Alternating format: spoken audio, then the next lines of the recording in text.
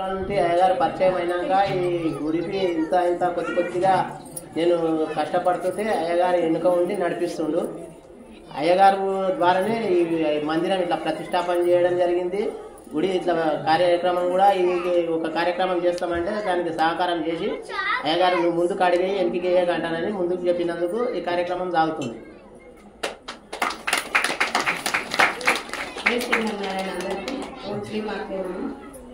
ఇప్పుడు మనం ఒక పూజ చేయాలంటే అయ్యగారితో ఏం చెప్తారు, అమౌంట్ ఇంత అవుతుందని చెప్తాను. కానీ ఈ అయ్యగారు పరిచయం అయినాక ముందడిగే రాగలసు నేను ఉన్నా అనేది చెప్పడంలో ఒక అమ్మవారు దొరకడం ఒక వరం, ఈ అయ్యగారు దొరకడం ఒక వరం. నాకైతే అన్నిటికీ ఏమైనా మిస్టేక్ అయినా ఇట్లా అడ్జస్ట్ చేసి చేసేస్తారు అయ్యగారు నాకు అన్నిటికీ అలా. కానీ ఇలాంటి అయ్యగారు మాత్రం నేను ఎక్కడ చూడలేదు. అమ్మ మీరు ఒక్కరే ఇది చేస్తున్నారని అయ్యగారు నాకు వరం ఇచ్చినట్లు. అమ్మవారి సేవలు మీరు నేనైతే ఏమి కోరుతానని డబ్బు గురించి అని చెప్తాను, శక్తిని ఇవ్వాలని కోరుతాను. ఇదొక్కటి మా ఇద్దరికి శక్తిని కలిగి ఈ కార్యక్రమం సవ్యంగా జరగాలని అమ్మవారిని రోజు ప్రార్థన చేస్తున్నాను. వీళ్ళు నాకు 2019 ఆ టైంలో పరిచయం అయ్యారు. ఈ గుడి చివరిలో ఉంది. ఆ సమయంలో నాగరాజు నువ్వు ఒక్కడవే కష్టపడకు, నేను కూడా ఉంటా అని చెప్పి తిరిగి 1 లక్ష రూపాయలు కలెక్ట్ చేశాం అప్పట్లో 2019లో. చేసి ఇచ్చి ప్రతిష్టకు అప్పుడు నేను 1 రూపాయి, అంటే మీరు అనుకోవచ్చు అయ్యగారు డబ్బులు తీసుకున్నాడేమో అని, 1 రూపాయి కూడా తీసుకోలేదు. ప్రతిష్ట ఉచితంగా చేశాం. చేసి కార్యక్రమాన్ని నడిపించాము, అయిపోయింది. అంటే మామూలుగా ఎప్పుడు కూడా చెప్పుకోకూడదు కానీ చెప్పుకుంటున్నాం. అప్పుడు అలా అయింది. మళ్ళీ ఇప్పుడు ఈ ప్రతిష్ట కూడా 5 లక్షలు అవుతాయి అని చెప్పా కదా ఇందాక. తిరిగితే సుమారు ఒక 80,000 వరకు నేను చేయించి ఉంటా.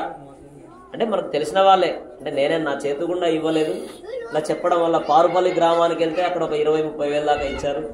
బయట తిరిగితే ఒక 50,000 దాకా అయ్యాయి. ఇంకా మిగిలింది నాగరాజు చేయడం వల్ల ఒక 30-40,000 అట్లా అయి ఉంటాయి. మొత్తం కలిపి 1,10,000 రూపాయలు మాత్రమే వచ్చాయి. ఇంకా ఎవరి దగ్గరికి తిరగదలుచుకోలేదు. ఎందుకంటే ఇది మన ఒక్కరికి సంబంధించింది కాదు, ఎన్నొస్తే దాంతోనే చేద్దాం, పెద్ద ఇబ్బంది ఏం పెట్టుకోకు నువ్వు. చూద్దాం, మనం ప్రయత్నం చేద్దాం, ఏదో రకంగా వస్తాయి. రాలేదు, ఆఖరి ప్రయత్నంగా మనం ప్రజాప్రతినిధులను పిలిచాం. ఎమ్మెల్యే గారిని, ఎంపీ గారిని అందరినీ పిలిచాం. వాళ్ళను రేపట్లా వస్తారు దాదాపుగా. వచ్చినప్పుడు వాళ్ళని అడుగుదాం, ఇట్లా ఉంది మా పరిస్థితి కాబట్టి ఇవ్వండి అని అడుగుదాం. అట్లా కూడా వచ్చింది. లేదా ఆల్రెడీ ఇప్పటికే ఆయన వాళ్ళ దగ్గర 50, వీళ్ళ దగ్గర 50,000 తీసుకున్నారు డబ్బులు కూడా. వాళ్ళు కూడా నాకు తెలిసి వచ్చినట్టున్నారు, ఇక్కడ వచ్చారు. కావాలంటే మీరు వాళ్ళని అడిగి తెలుసుకోవచ్చు ఎవరు వాళ్ళు. మళ్ళీ అడగండి వాళ్ళని. మీరు అప్పులు అడగండి, మామూలుగా అడగండి కానీ అప్పులు అడగండి. చిన్న వ్యక్తి ఎక్కడ ఒకసారి లేచి నిలబడమ్మా, పర్వాలేదు లేచి. ఆమె శివశక్తి నగర్ లో ఉంటుంది. 1 లక్ష, గట్టిగా చప్పట్లు కొట్టాలి. 1 లక్ష రూపాయలు అప్పుగా ఇచ్చింది, వడ్డీ లేకుండా. అప్పుగా ఇచ్చింది, వడ్డీ లేకుండా. ఫోన్ కాల్ చేస్తే మీరు ఏం టెన్షన్ పడకండి, అమ్మవారు కదా నేను ఇస్తానని ఒక్కటే ఒక ఫోన్ కాల్. మనమైతే ఏం చేస్తాం, 5 రూపాయలు వడ్డీనా, వాళ్ళ అవసరాన్ని బట్టి 10 రూపాయలు వడ్డీనా, 11 రూపాయలు మిత్తినా, ఇట్లా అడుగుతాం.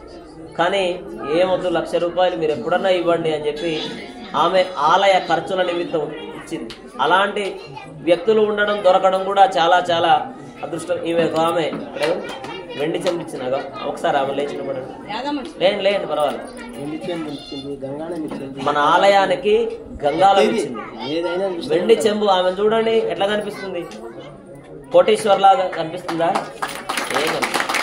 పెద్ద గంగాళం, ఒక వెండి చెంబు అమ్మవారికి అభిషేకం కోసం అని చెప్పి వెండి కలశాన్ని, లోపలే ఉంటుంది వెండి కలశం.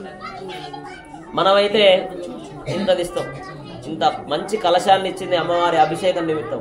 అలాంటి భక్తులు ఇక్కడ ఆలయానికి ఇచ్చినటువంటి భక్తులందరూ కూడా కోటీశ్వరులు ఎవరు ఇయ్యలేదు, సామాన్యమైనటువంటి భక్తులే అమ్మవారికి ఇస్తూ ఉన్నారు. ఆ ఇచ్చినటువంటి వ్యక్తులకు మరింత అభివృద్ధిలోకి రావాలి అని ఈ సందర్భంగా తెలియజేస్తూ, మీరు కూడా వీలైతే మీరు ఆలయానికి ఎంతో కొంత ఇవ్వండి, లేదా మీ బంధువుల ద్వారా ఎవరి ద్వారా అయినా ఇప్పించే ప్రయత్నం చేయండి. ఇప్పుడు లేచి నిలబడండి. ఇప్పుడు హారతి ఇస్తారు. మనమంతా వెళ్ళి ప్రసాదాన్ని, భోజన ప్రసాదాన్ని స్వీకరించాలి. ఓం శ్రీమాత్రే నమః.